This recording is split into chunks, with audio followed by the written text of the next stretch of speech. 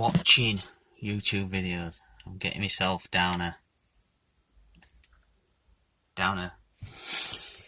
rabbit, not a rabbit hole really, just the Essex boys. 3 people back in 1996, I think it was. 3 people were found dead in a Range Rover. The Range Rover were parked up down this farm track with 3 dead bodies in it. And these 3 individuals, colloquially known as the Essex boys. There's been umpteen films about it, and as I say, there's a lot of stuff online on YouTube about it. Bernard O'Mahony, he's one of the not one of the dead people, but he lived and worked in Essex at the time, in that area, and he worked at a nightclub called Raquel's, I think it was. And there's a lot of people tying all this into, well, there was a girl who died. She'd taken ecstasy, Leah Betts. She'd taken ecstasy, and she subsequently she ended up in hospital, intensive care, and then she died. From the documentaries I've watched, she actually died of too much water. Whatever it's called, when you can poison your body with water if you drink too much water. If you take on too much water, it can kill you, and that's what killed her. Right? Yeah. She wouldn't have drunk that much water if she hadn't have done ecstasy. At the time, I think the speculation was that it was a bad batch of ecstasy, but whether it was or it wasn't, she was a victim of the drugs trade, and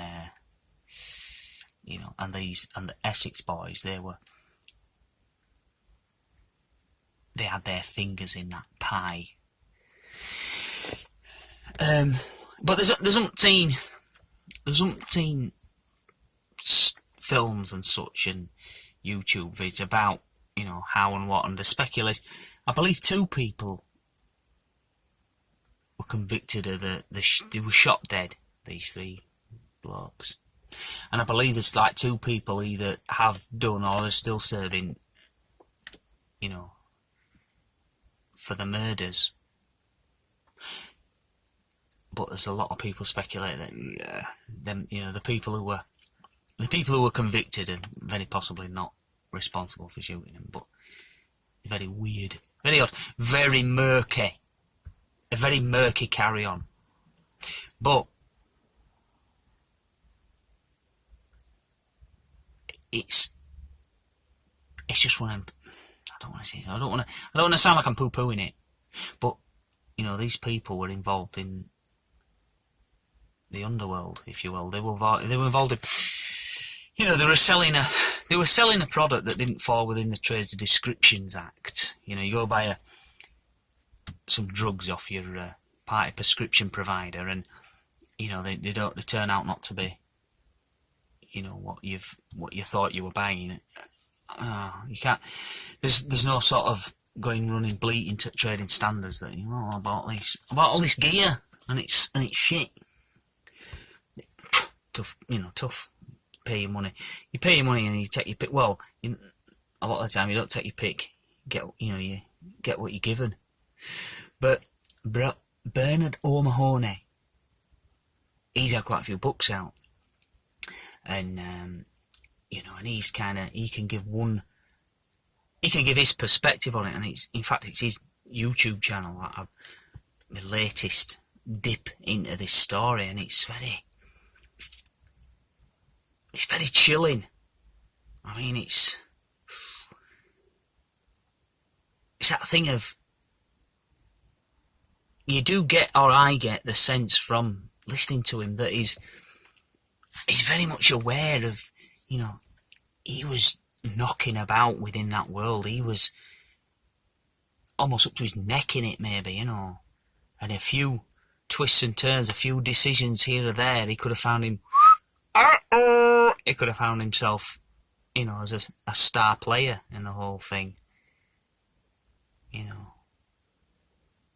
He could have been in that Range Rover. So I think that one of the things I've watched, he does say that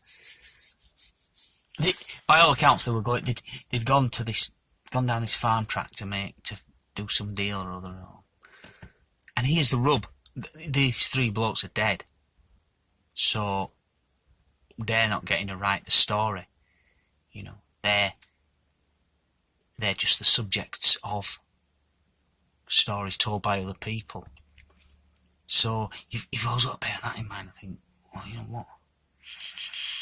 How true is everything? But bad business.